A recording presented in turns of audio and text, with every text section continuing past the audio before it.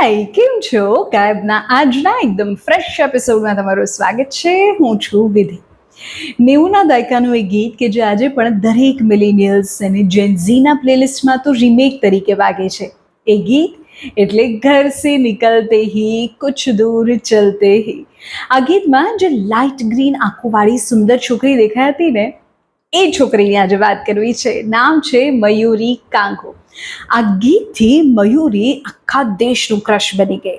એટલી મોટી સક્સેસ મળી, ટીનેજ યુવાઓ પ્રેમીઓ તેને પસંદ કરવા લાગ્યા અને અચાનક તે બોલિવૂડ છોડીને ગાયબ થઈ ગઈ.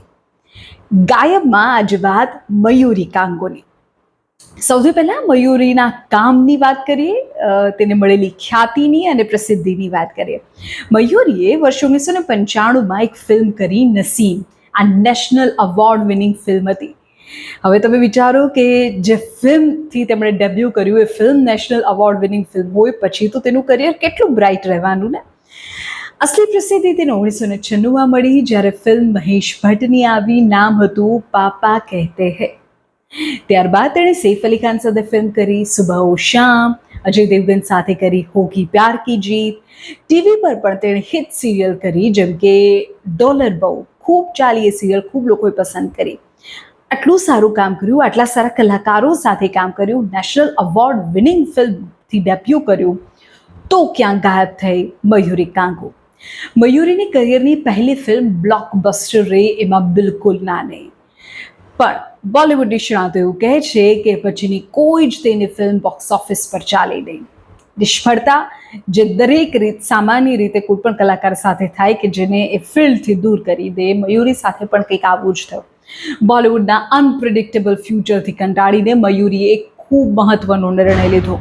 મયુરીએ સૌથી પહેલાં તો 2003માં લગ્ન કરી લીધા અને તેની સાથે જ માયાનગરી મુંબઈને કાયમ માટે અલવિદા કહી દીધી. મયુરી મુંબઈની માયાને છોડીને અમેરિકા જતી રહી. એક્ટિંગની લાઈન સાવ બદલી નાખી અને ન્યૂયોર્ક યુનિવર્સિટીમાં માર્કેટિંગ કર્યું. યસ, ફિલ્મોમાંથી માર્કેટિંગમાં જમ્પ કર્યો, ફાઇનાન્સમાં MBA કર્યું. તો હવે સવાલ એ છે કે મયુરી અત્યારે ક્યાં છે? મયુરી અત્યારે બોલિવૂડથી ગાયબ છે, યસ, પણ મયુરી અત્યારે કોર્પોરેટ વર્લ્ડની સુપર વુમન છે.